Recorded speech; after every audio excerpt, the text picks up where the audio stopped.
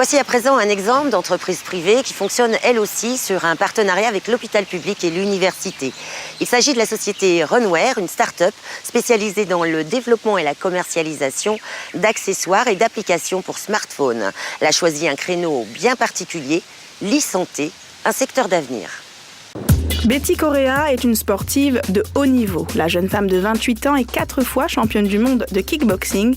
Pour être la meilleure dans sa discipline, elle s'entraîne 5 fois par semaine et depuis quelques mois, elle a un coach sportif personnel. Donc le cardio-fréquence-mètre, c'est simple d'utilisation. Hop, vous le pressez, vous le mettez autour, en contact de la peau, évidemment. Ce cardio-fréquence-mètre communique avec son smartphone. Ça me permet de suivre en temps réel ma fréquence cardiaque, de savoir quand je suis dans le rouge, jusqu'à quand je peux continuer à pousser l'effort. Et ça me permet, dans mon sport, en fait, la récupération, c'est très important, c'est primordial. On a 1 minute pour récupérer et c'est ça que je travaille grâce aux fréquences cardiomètres. Avant, en fait, je courais sans point de repère.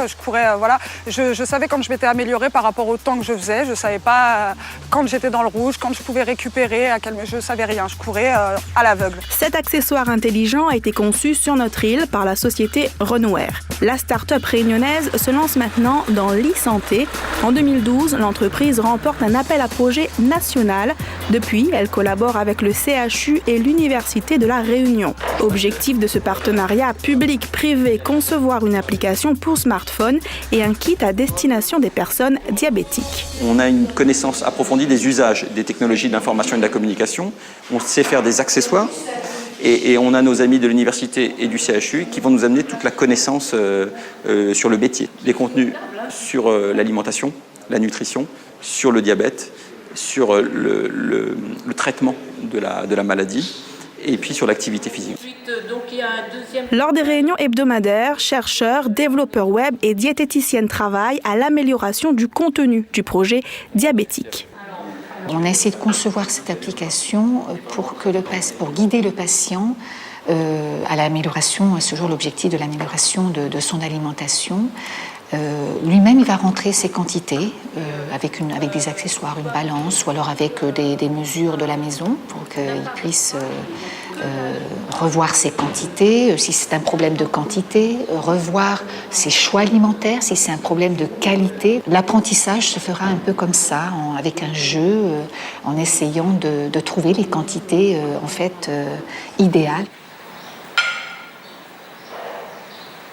En 30 secondes, je sais dire ce que j'ai dans mon assiette exactement. Et à partir de là, l'application et les diététiciens vont pouvoir faire leur travail de recommandation. Cet outil prendra en compte l'alimentation de chaque usager. Elle a en mémoire des informations sur 1 millier d'aliments, mais ce n'est pas tout. L'application et des accessoires intelligents du futur Diabekit prendront en compte d'autres paramètres tels que l'activité physique. Si on met en lien l'activité physique avec l'application, le domaine alimentation de l'application, le patient pourra un petit peu prendre conscience que s'il fait des efforts pour augmenter son activité physique, son besoin énergétique notamment sera un petit peu augmenté. Et au final, faire le lien aussi, aller un peu dans ce domaine thérapeutique, suivi des médicaments, et aussi pouvoir constater que tous ces efforts-là contribuent à l'amélioration concrète de ces glycémies, le taux de sucre du sang. Pour les calories, elle aurait donc un signal couleur orange avec dedans donc inscrit trop de calories consommées. D'accord.